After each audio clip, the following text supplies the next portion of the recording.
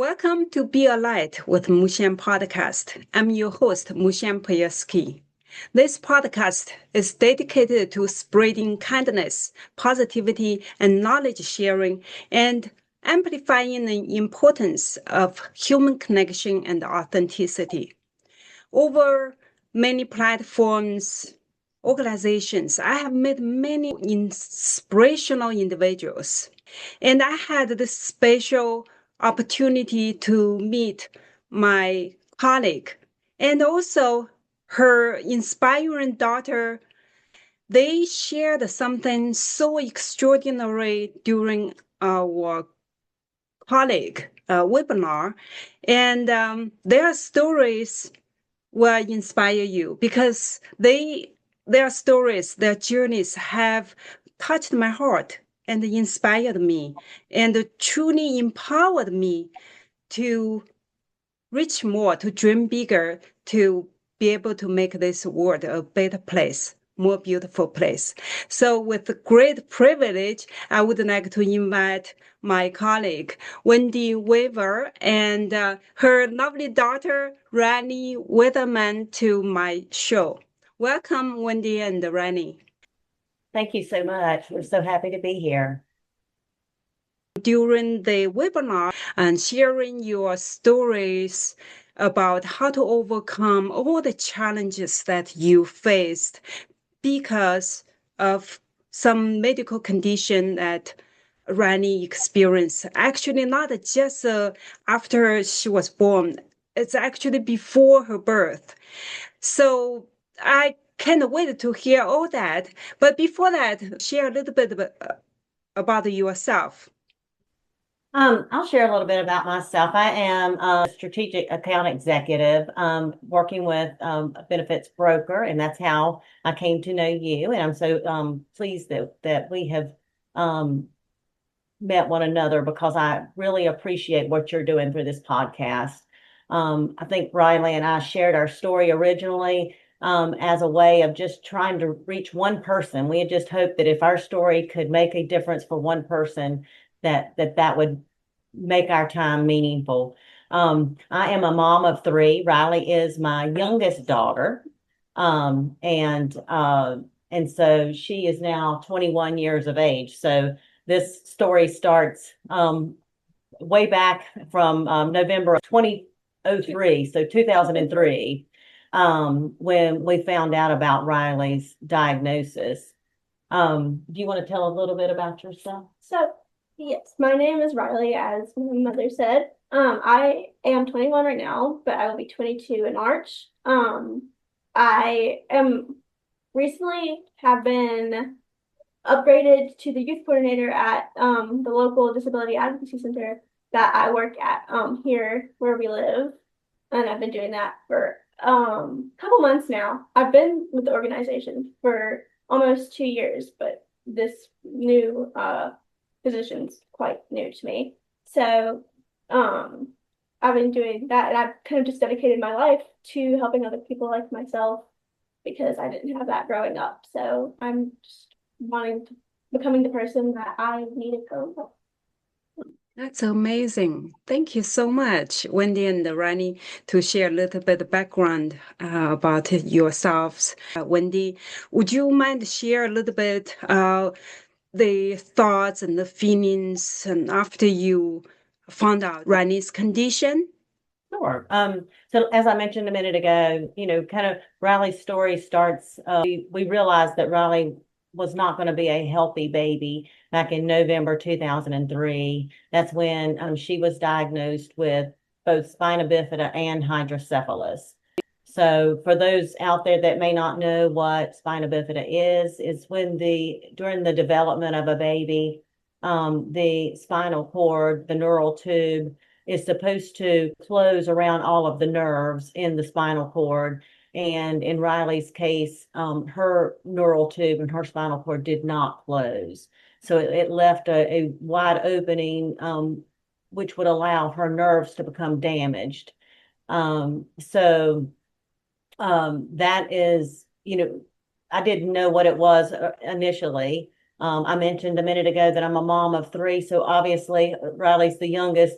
I had two older daughters at the time, and so it was very frightening to realize that we were going to have a baby that was going to have significant health issues, knowing that we already had two other children that we had to take care of. So this wasn't just something that was going to impact Rylie. We recognized very quickly it was going to impact our entire family. At the time, we felt very lost. We didn't live in, there was some technology then, but it's not like it was today. So, we immediately just tried to start figuring out what is spina bifida, what can we do about this, if anything? And we actually came across the MOMS study. It's the MOMS management of myelomeningocele is what the study stands for. So it's called the MOMS study. Okay. And so what they allowed us to do is Riley's dad and we actually flew to Nashville, Tennessee. We had to undergo 2 days worth of questions, and we actually left home to go to Nashville, not knowing whether we were going to stay in Nashville, Tennessee and be a part of this study, or whether we would be randomized to the control group, which would mean we would come back home and have Rylie, and they would just compare Riley's condition to someone who was able to participate in the study. So a little bit about this. So we, during the initial clinical evaluation, one of the things that just stands out to me, and I just remember this so like it was yesterday, is part of the evaluation was we had to sit in front of an ethicist, and that ethicist we sat there for over an hour with them just asking us questions as to why we would be willing to participate in a study with an unborn baby that had risk associated with it. And we kept trying to explain ourselves, and that we just wanted to give her, we wanted to make her as healthy as we could, anything out there that would help her to be a healthier individual. And I just remember he just kept asking questions and kept asking questions. And the thing that makes me the proudest today is I remember telling him, I don't know what else you want me to tell you. If I'm sitting across the table from my child 20 years from now, I just want to tell her I did everything that I could possibly do to give her the best life I could give her. And he basically said, that's what I want to hear. And, and so now we're sitting here 21 years later, and Riley's not only doing phenomenal health-wise, but she's also out there trying to be the light. She's trying to help others navigate a world that sometimes is very cruel to individuals with disabilities. Get to the end, they just want your commitment. Right. I think being a parent, it's such a commitment. And because of your faith and the commitment, now you have resulted such a lovely and such inspiring, productive individual, and like Rani, who now she is changing the world with her own power. Expand just a little more, just so that you understand what the study entailed. I had to move to Nashville, Tennessee, where they took Rylie out of the womb at 21 weeks of pregnancy. They repaired her spine. So the opening in the spinal cord that was allowing her nerves to be exposed, they closed that prenatally. And then they put her back into the womb. And I stayed in Nashville, Tennessee until she was born at 35 weeks. So they had said to us, best case scenario, Rylie would potentially walk with body braces, just because she did have the most severe form of spina bifida. But she doesn't. My girl doesn't walk with braces. I did for very early on in my life. I started out walking with a walker, and in elementary school I had braces, but then as I towards the end, I believe, of elementary school, I was able to pivot away from all of that. and I walk completely on my own. So when did you realize that your life story was different when you were little? So I kind of always had an idea that I was different, but of Mhm. course, like, growing up, you want to kind of fit in with the crowd and kind of you don't want to bring attention to it. So I always kind of just thought out of sight, out of mind. But it would always get like brought back up like, hey, you're different than your peers. Like when they would like do PE and like play like dodgeball or like run laps, and I was just like walking around and I had to be extra careful because I obviously had mobility and just like other deficits, and like I wasn't as mobile or as fast as my peers, or if they were like on like the monkey bars in elementary school, or just like growing up, there's just different things like I felt like I couldn't do that they were doing. And that's really what made me feel like, hey, I'm different. And like elementary school was probably like to elementary school to middle of middle school was probably the worst for me in that regard, because that's when you're like finding yourself and like you're still growing into your identity.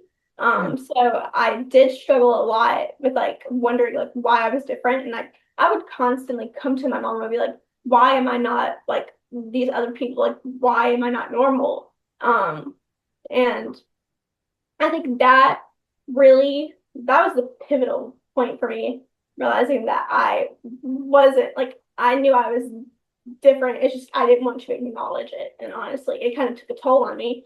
Until Yeah. like eventually I was like you get to a point where like other people start to notice it, and then it gets harder for you to ignore it. And I think that's like what reminds me that I'm different is when other people bring it up. Did you face any kind of direct comments or kind of verbal Like bullying. attack? Attack could be attack from the peers. Oh, yeah. Well, so it wasn't like brutal, like it wasn't for me at least, it wasn't straight on like bullying. It was Yeah. always like, backhanded comments, or like people like making comments like I hope like, or if like I told them I'd have a surgery, for example, they'd be like, Mhm. "Oh, I hope you don't die," or "I hope you don't stay in the hospital forever." It was just like snide remarks, or like they would be completely afraid to even ask me about like why I do a certain like I am a certain way, or why I do this like this, or like or about my disability, and they would go to my peers or like my family members that were at like wherever I was at school or whatever environment, and they would almost like make comments to them, and then it would they would come back to me and tell me what that person had said. But then in high school, I did have a few like instances where, well, no, middle school. I want to talk about that one. I had a big instance that stuck with me, or it still does to this day, where it was these group of boys, and they would constantly. If I was walking in the hallway, and they were there, they would constantly stop in front of me, and they'd be like, "Can you run up and down the hallway? We've never seen you run before. We don't believe you can do it." And they would Oh, constantly just make me prove that I was either able enough to do it, or like to prove that I'm disabled and couldn't do it. And that was probably, but that's probably the most severe that I think it got, and that will stick with me forever. so sorry to hear that. Yeah, some kids were just not Yeah, it was. kind. I have always tried to share with Rylie, though, when children put down someone, I told her, unfortunately, her health issues do make her kind of a target for those who have Yes. low self-esteem. They're looking for someone to put down or to, to make themselves feel better, to make them look bigger. And Yeah. not to ever strap that on. She was born the way that she is for a reason. She is here for a reason. And that is, I feel like she's, even though she has struggled, no one wants to be picked on, bullied in school. But I do think that she has maintained a healthy self-esteem, even despite the difficulties she's experienced. And I think that that's kind of what's led her to her passion today, with being able to want to advocate for those that have special needs. Um, it makes me very proud of her. I actually kind of disagree with that. It's actually the fact that I did struggle in those very like private moments that led me to where I am today. Because I did struggle, and a lot of times like I would hide that I was struggling because I didn't want to explain it. Like it's kind of hard to explain like why you're feeling a certain way, or like that people have affected you when somebody else, like to somebody else that doesn't know what you're going through. So a lot of times I would just pretend like I was okay, even though like some things did get to me, and I was struggling, and I did have like it did cause me to be depressed for a long time. But at the end, I kind of realized that it was less about me and the fact that people will always judge what they don't understand. And Yes. and at the time, I wasn't as open and vocal as I probably should have been about like my struggles. And I kind of would just brush it off, and they would ask me like why I was a certain way, or like why I like someone would ask me like why I walk like that, like why I walk with like a like slight bend in like my knee, and I would always just respond with because I do, and like I wouldn't ever elaborate, and so I think that led to people just being confused. I love that point you point out. It's about the education. It's about the information. And I really can see strong you are, Rani, and also to find this realization and then to, on the other hand, with such a big heart to understand why they acted such way, even though they were hurting you. And the reason I invite both of you to my channel, to the show, is I hope the people, if high schoolers or school students and whoever treat others in a certain way, they need to understand themselves. They just don't know the other person. They also don't know the other person's struggle. They don't understand the other person's condition.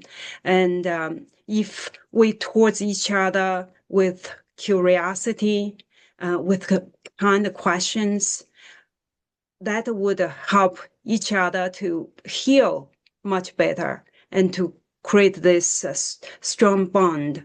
And I truly hope those people behave badly or to bully others. I hope they truly look at themselves. It's just show how ignorant they are. They need to understand the other person better before they say something. Yeah. That's very common, especially like with teens, like from the ages of middle school to high school. It's very common for people to just make assumptions when they see someone who's different than them. And I think that's what the cause of a lot of what my bullying was, is that people were just making assumptions about me from what they could see on the outside. They just saw that I was different, and then they made like assumptions and then snide remarks, and then they didn't want to admit that they were being ignorant because their friends would be next to them. So they would just make like stupid jokes. And I think that's really what it was, is that they didn't want to seem defeated when they got corrected Yes. or when they were proven ignorant, I guess. I really hope those people have the chance to listen to what you have shared, just with so much wisdom and with such a big heart. And your message and your story truly can educate so many people. Thank you, Randy, for sharing your struggle and with such authenticity and vulnerability, and being able to be vulnerable enough to truly to let others see you as who you are is really a strength. Yeah, and I believe that's because earlier Wendy also mentioned prepared you for that environment. I mean, reality is not always just sunshine and roses and all the good things. Definitely, reality is reality. I definitely want to go back again to Wendy when Randy was little, taking care of the other two daughters and also Randy's health, and also when she was growing up, probably have a lot of struggles too. Do you mind to just share the struggle that you experienced being a parent? And Sure. So to participate in this study, I actually had to move to Nashville, Tennessee for, I think it was 15 weeks. And my original goal was to bring the other two children with me. I was going to homeschool them. Yeah. But it ended up, I was not able to do that from a health standpoint. When they would come and I would try to be mom to them, and I would end up just, having contractions and that sort of thing. So physically, I wasn't able to do that. So they had to stay home. And luckily, I had a village that helped their father at the time take good care of them, even though I was far away. But the one thing that I did always do is I tried to make them understand that I was not away from them because I wanted to be, that we are a team and that we're all doing this for their little sister.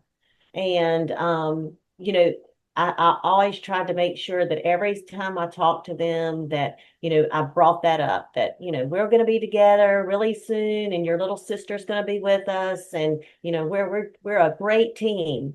And I remember when Rylie was born, my oldest daughter, she was in the NICU, and they allowed they moved her out and to so that the kids could see her, and she lifted her legs up and she lifted them way up, and the neurosurgeon that had done the surgery on her, he had told me best case scenario, Rylie would walk, with the body braces, and that she would not have full mobility.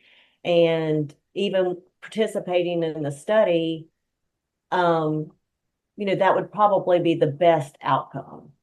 And so when he saw her mobility at birth, he told me, he said, I stand corrected. And then my oldest daughter, she looked at me and she said, we did it, Mom. And so, I knew then that they were invested. They loved their little sister and they understood why I had to do what I had to do, in moving away. And then, but it took, because Rylie did have some challenges, it took all of us. And her older sisters were 5 and 6 years older than her. And they jumped in and they helped with her needs. And, we've just always been a really close-knit family. So This whole journey, even though it was hard, it helps create the bond among the family members, because many families can't handle those type of illness involved challenges, and they ended up maybe getting angry at each other or create resentment, eventually actually fall apart. But from your experience, apparently this journey actually meant a lot to your family and your mother and daughter relationship, right? mm-hmm. It does. And even to this day, her two older sisters try to mother her. And she has 3 moms, but she knows she has to recognize we all do it out of love. More than I think everyone just, I wouldn't say, well, maybe, yeah, maybe a little bit, but I don't think it's because they don't think I'm capable, but it's just out of protection. Yeah. So, and I'm very blessed that I have had family that loves me enough to do that. So, very fortunate that they do.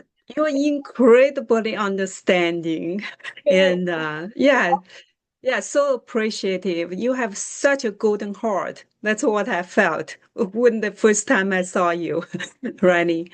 And truly, I can tell you are truly a blessing to your family and truly a blessing to the world. She is. Yeah. It's funny. When she was little, um, no, I would be pushing her in the stroller. I can just remember multiple times people came to me and they said, she has a light around her. I had three different people come to me and tell me that did I recognize that she had a light around her? And I said, well, no, I didn't, but they said she's special. I haven't seen a real angel, but that's how when I saw Rani, I truly feel like she is an angel, like in our real life. Oh, thank you. Have you ever had the experiences at some point, the exhaustion, and then how you find the strength to move on? Because I am a religious person. I draw strength from the Lord, and I have a strong family bond, a strong village that supports me. Mhm. But I do think it's love. I do. I think Yeah. I'll give everything I've got for my children. And I can, if I had it to do all over again, I wouldn't change anything. I would still do exactly what I did before. Yeah. And I've Love met that. Rylie has to go to do once a year for it's a myelomeningocele clinic, and we've seen children there. And when Rylie was kind of small, she was probably 6 or 7 years old. We sat beside of a child in a wheelchair, and and I was talking to the mom, and just happened to bring up the study and that we had participated in the study, and her child was um severely disabled, and she said, I wish I would have participated in the study. I was scared and I didn't do it. And so I think just in terms of recognizing that some of the hardest things in life have brought me the greatest joy. Yes. That is what keeps you going, is you Yeah. just see what the end outcome is going to be and just hope for the best. That's truly the unconditional love and faith, the greatest challenges, and brought you the greatest joy in life. Congratulations. Definitely you did such a fantastic job as a parent. So, Rani, you are so resilient, and what that resilience and kindness play a role in your journey? Sure. So obviously, like growing up disabled, like what I've been through probably would have broken a lot of people. But then like I've kind of realized that that there are people out there that will have it worse than me. And then some that will have it better than me. And I can't do anything to change my situation. So there's really no point in like letting it change my heart and making me cold. Like just because I had to sit in hospitals growing up, because I have like doctors following me constantly because I struggle with my health, that it sucks, but there's nothing I can do about it. And if I can be an example to people that you can find pretty much good in anything, I will do that because if you don't find those positive moments or like that little ray of sunshine in like the worst of it, you have no reason to keep going, honestly, because it gets draining after a while, and that's kind of what I cling to, is that I have no other choice but to fight. And so I might as well make that fight as pleasant as it can be. And then maybe I'll inspire other people who are in that position that maybe want to give up to keep going, to show them, hey, this is what your life could be. This is the light at the end of the tunnel. So. Yes. Wow. Such a powerful reminder for people to find beauty and positivity in no matter what kind of harsh situations, even including the situation that you've had to face.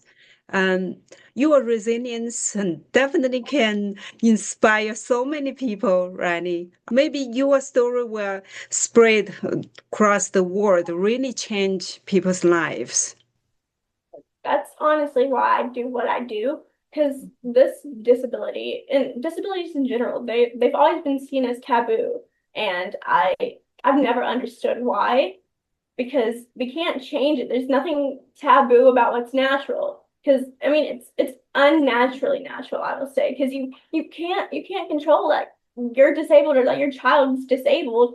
So you should be able to talk about it, and so that when other people have that same experience, they know, hey, this is okay to talk about, and it doesn't make your child weird. Doesn't mean that there's anything wrong with them. They're just different. And it Yes. shouldn't be something we're embarrassed to talk about, because the less we talk about it, less that people know how to like find cures, and like with less like help and resources there are for people. And if you don't talk about it, nothing gets done, and stigmas won't be broken unless you are the one to do something about it. And I like don't want to be one of the ones that stays quiet when I can use my voice and do something about it. Yeah. Thank you so much for being a fighter instead of an avoider or um, hide yourself. And for both of you, truly, as you said, to some parents, you should be just like Wendy and to talk about it. And even though it's hard to talk about it, but the more you talk about it, the more you find strength, find the positivity, and find the light in it. Yeah. I always just say you have to get comfortable with it, because just ignoring it's not going to make it go away. Yes. As much as we probably would want it to, it's something that needs to be talked about. It's there. It's not going to go away until we talk about it. Because if you don't do it, people won't know about it, and then no research gets done. Nobody knows how to advocate for you, or you can't get the, like I said, you can't get resources, and so there's no point in being embarrassed about it, because people are going to go through it no matter what. And like the disabled community is the only community that anybody can become a part of at any time. So being embarrassed about it, it's pointless, because you could end up disabled in 50 years, even though you grew up completely able-bodied. So Yeah. Yeah. there's no point in being embarrassed about it. Yeah. To be honest, some people say disabled. It's just abled in different ways. Yep. Everyone is different. So I loved that how you said we can control so many things. How tall we are, what skin color we have. What we can change is definitely the attitude towards the situation, how to find the solution, how to advocate. And Rani, you are the pioneer, definitely doing this. So I know you earlier you mentioned about your recent job. Uh, Tell me about this journey, how you get to current position and how you get those opportunities. The self-advocacy play a big role. Oh, absolutely. And I think so. I will be very candid. So, right before I found the organization that I now work at, I was in community college, and because of like where I was in that moment and my responsibility and my priorities in that moment, it caused me to, I'll just be honest, I failed out of that school. And then I tried so many different routes. I've tried aesthetics, I worked in retail for a little bit, and those were all great, but they weren't realistic for me at the end. Like there was some things I could do, but other things it wasn't, what's the word? It wasn't going to be fulfilling in the long run. So during that time, like after I had graduated aesthetic school and struggled to find work within that, I kind of always knew that I wanted to advocate and bring awareness to disabilities and everything that people don't talk about. I was doing research because I also was trying to learn how to be more independent, like in my own life. And I found a place called Disability Advocacy Center that was where I live. And I told my mom about it, and we made an appointment just as a consumer to go see and like what my options were. So we got there at the our appointment, and they mentioned something about an internship. And then I was very interested in that. So we went through that. It was a whole process, very, very long. But they said at that meeting, they said, we can't promise that you'll get placed here. There's a bunch of different places that you can be placed, but if you can, would you like to work here? And I was like, oh, absolutely. If it's possible, I would love to work there. And then so a few weeks later, they called back and they were like, we'll get you started on the process. We might have a position open for you. Fast forward, I started out as a receptionist there. That was great, just to like get like my bearings on like what it's like working in that type of setting and just working in general. So I did that, and then I went to a conference in Portland, independent living conference back in October, and it was like right before the government shut down, and so that was great. And my executive director, she actually had talked to me about it a few times, saying, I think you would be really good at peer support. And I, like, back before I even, it was kind of, I'm going to go on another tangent, but it was kind of a God moment, because I remember after we left that appointment, they had said something that they had peer support where I work now.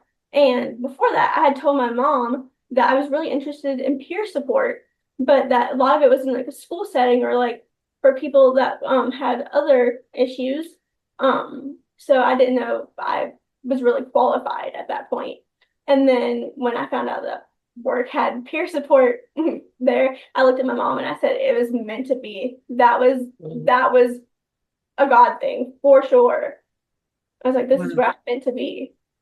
And then ever since then, like I said, the government shutdown happened, and we were at a Christmas party actually this last coming Christmas, and my executive director, she pulled me aside and she said, what if we keep you here under the title of a youth coordinator so that your internship doesn't end and we can keep you, and you can keep your funding? I was like, oh, absolutely. So I recently started that in November, and basically I advocate for like youth, and I do our peer support group called Empower Me, which is where we get youth ages 13 to 25 together. And we talk about like different ways to like for encouragement and how to advocate for yourself and your independence, and just like transition from like high school or like elementary school to middle school to high school to college, and then college onward. And we just talk about our experiences, give each other tips, peer support. We're just there for each other. And it's just a way for disabled people to feel like they have a safe space to share what they've learned in their lives and to get that back from other people, their peers. And I really love it. It's quite rewarding. Amazing. I'm so happy for you. You found the fulfilling and also meaningful work that aligns so much with your interests, your passion, and your mission. And I'm just so happy for you, Rylie. You definitely set such a good example for people to dream bigger, to chase their dreams, to accept that the capable side of them, they can do so much more than maybe the traditional culture maybe defined them to be. I don't like being told that I can't do something. So if someone tells me I can't do something, I will do everything to go back and prove to them that I can do it 10 times harder. Call it stubborn, call it what you want, but I do not believe in people saying you can't do something. You might struggle with it, but you can do anything you want, and you can modify it your own way and do anything. Wow, this message would help so many young people who may define themselves by maybe just one small setback, and just look at you, how much you had to overcome, and you can do so much. It's truly, yes, about the effort and the commitment and dedication.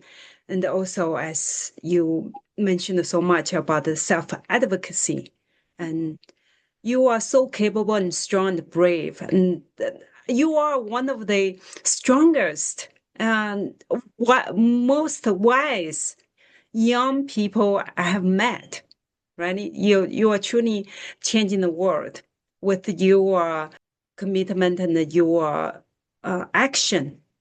When we are about to wrap up our conversation, and Wendy, do you have any other messages to share with some parents? Maybe they are struggling with taking care of a kid who has disabilities in different forms. Just to always be your child's advocate.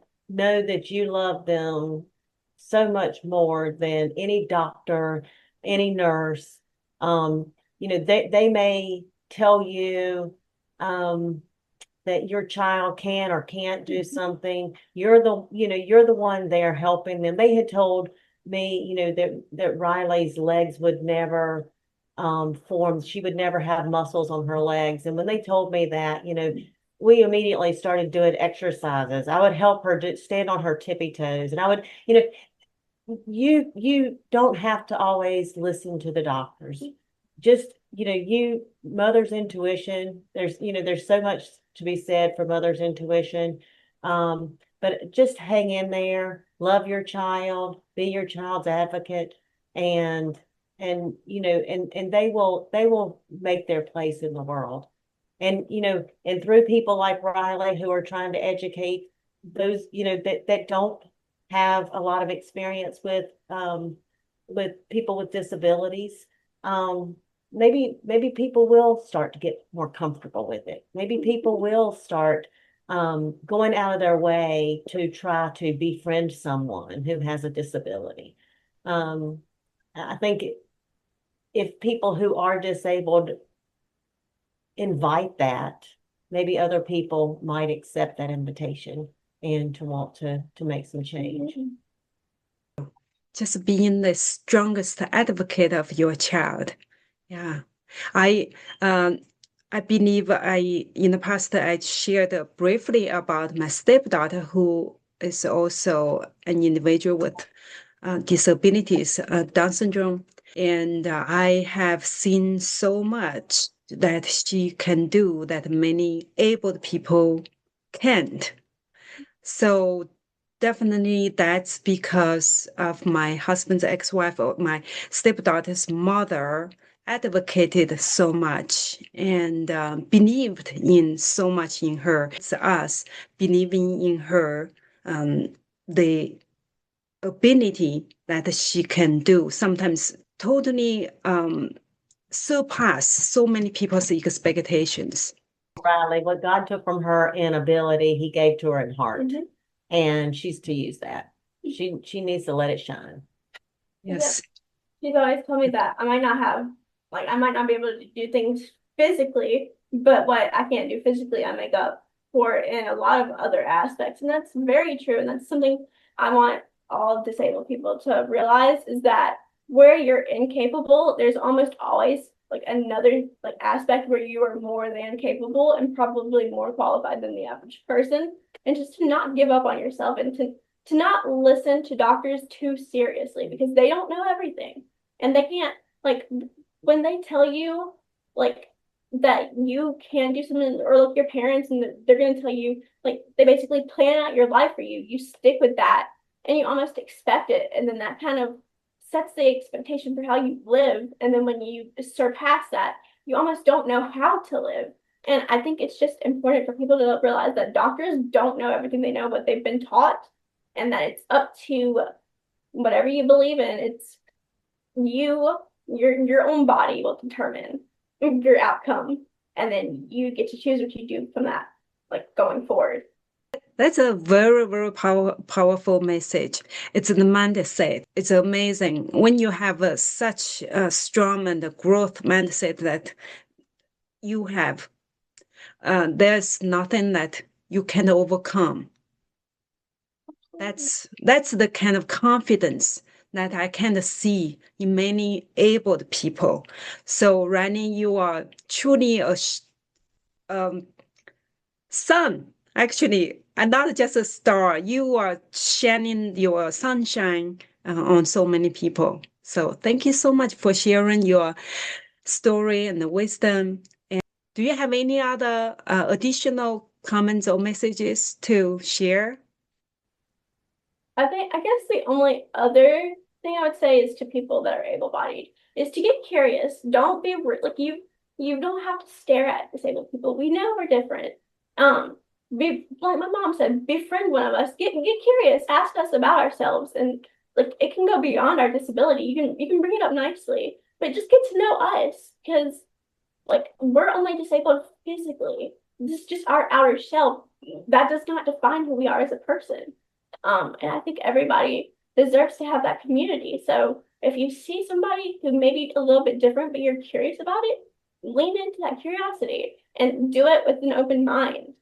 And maybe that you being that example will teach other people, hey, it's okay to approach these people as long as I'm being respectful and coming at it from a place of being pure and wanting to understand that person. There's no problem with asking them questions and having them, well, even if you say something and it's incorrect and having that disabled person correct you, that's a great way to learn.